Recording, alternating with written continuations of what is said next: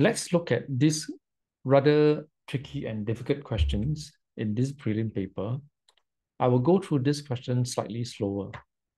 The diagram below shows a slingshot ride, which consists of two towers, two long elastic bands, and a capsule with two seats as shown below. The ride starts when the capsule is put to point X, causing the long elastic bands to stretch. When the capsule is released, the elastic bands flung the capsule upward, passing point Y before reaching point Z. So this is how you visualize. There's such a ride in Singapore, in Clarke Quay. There's one is a slingshot ride. The other is the reverse bungee. The reverse bungee is more scary. The slingshot ride is they pull the person like backwards when the elastic band is fully stretched and then they release. So once released, the elastic band will propel the capsule forward. So you can imagine this movement, right? So when it's being stretched, you can see here, this is my annotation. Because it's being stretched, so the elastic spring force is acting in this direction upward from point X to point Y. And also the capsule is moving in this direction. However, once it passes point Y, right, you can see in this position further up when it reaches point Z, right? Because it reaches point Z, the elastic band reaches its length limit. You want to pull it back.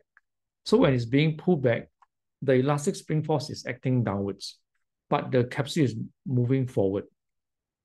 So now, part A is quite easy. State whether such forces remain the same, decrease, or increase. So gravitational force will remain the same. Why? Because gravity is a fixed amount on Earth. So this one is remain the same. Elastic spring force decrease from point X to point Y. Okay, why? Because as it moves upward, right, the elastic band is less stretched. So the elastic spring force decreases. Okay, this is the tricky part. You can annotate here by putting an asterisk. Explain in terms of forces why the capsule moves more slowly when it moves from Y to Z, the last portion here, compared to X and Y. So this is how you answer. From point X to Y, the elastic spring force is acting in the same direction as the motion of the capsule, which can be visualized here. So it's good that you can annotate here, show the examiner you know the direction of forces. So the two arrows here on the elastic band is pointing upwards, and the capsule is also moving upwards. So that's why this force is all in the same direction.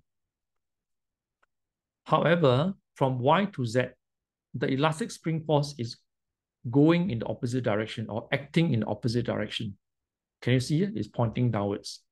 Okay, but the capsule is still moving forward. Therefore, it's moving more slowly because there's an opposing force. As the capsule moves forward, but elastic spring force is pulling it backwards. So this is how we answer this question, which is a 2-mark questions in the St. Hildas 2024 PSLE Science Prelim.